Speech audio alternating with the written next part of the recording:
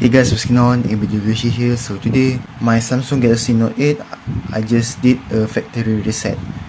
And so without further ado, let's get started. As you can see, now we are on the let's go screen.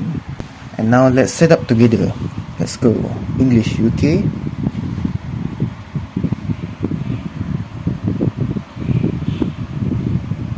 Tick all. Skip for now. Next, more, accept, just a second, not now, skip anyway, get recommended apps, skip, I will set it up later, skip, all done.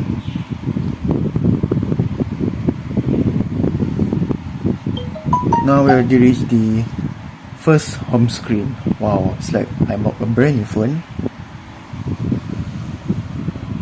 Nice.